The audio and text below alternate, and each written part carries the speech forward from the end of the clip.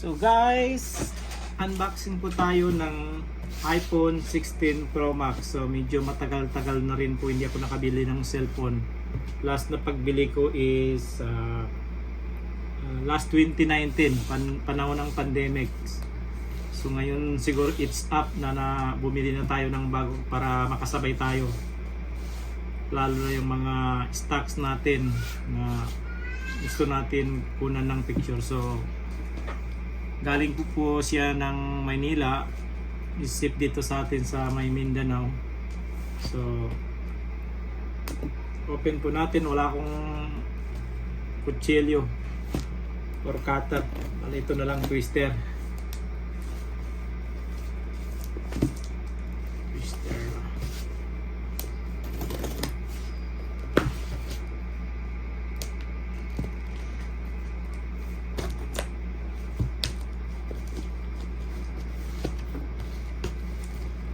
Ano ba ito buksan?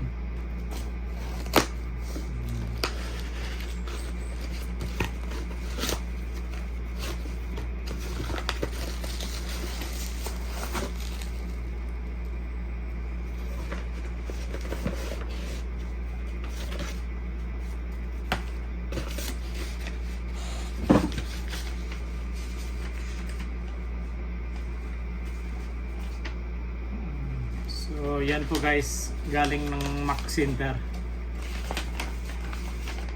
So no need na tingnan yung resibo niya. So, okay, legit na legit.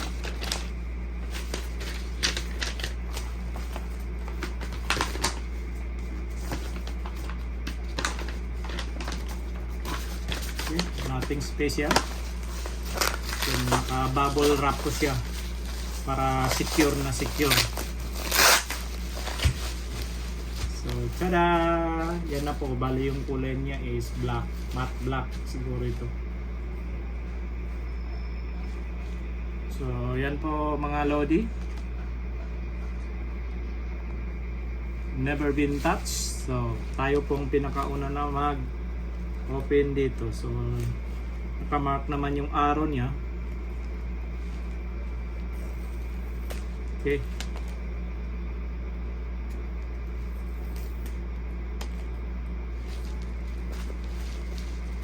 Okay. Yan na po.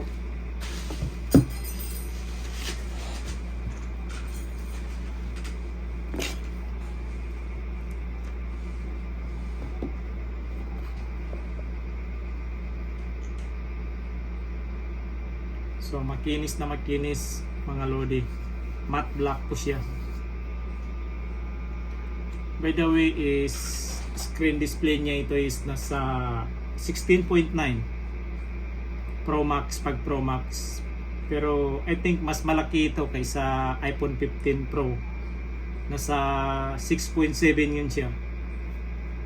So yan lang po yung kasama niya sa package niya is yung cord. Yan po yung cord ng kanyang adapter, wala pong kasamang adapter. So bali yung cord niya po is naka type C na. At saka yung pang open doon sa SIM niya. So ano pa ba yung nagkasama na? Yun lang, mga manual. So guys, nothing special. Itago na natin ito. Buksan na lang natin. So open po natin. Ayan po. Try po natin i-power. Okay ba?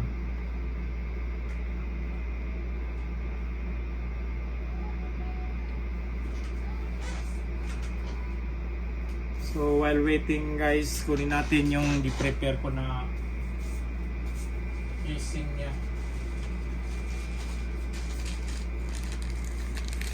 So konting tip lang po sa gustong bumili na bago po tayo bumili, kailangan din natin magpa-reserve ng casing para hindi magasgas.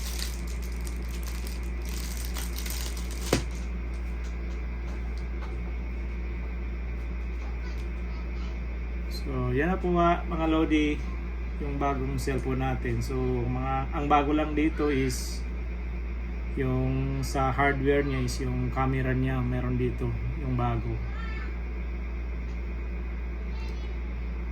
Para just in case na may picture kayo, no need na hanapin mo pa yung camera niya. Isang pindot mo lang yan, yan lalabas na yun. Tsaka yung mas magaan ito kaysa iPhone 15, 13, 14, 15 kasi yung 13, 14, 15 is made of aluminum. Ito kasi titanium na ito. So, ang titanium po kasi is yung pinaka-light na metal. Kaya mapapansin niyo yung movie no na Titanic is made of titanium.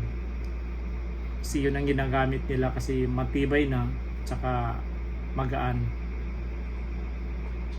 Yung camera niya is nasa ultra wide, ito is 48 megapixel at saka yung sa camera niya sa baba is 48 din. So itong telephoto niya naman ito is nasa 12 megapixel. So yun lang po guys, maraming salamat.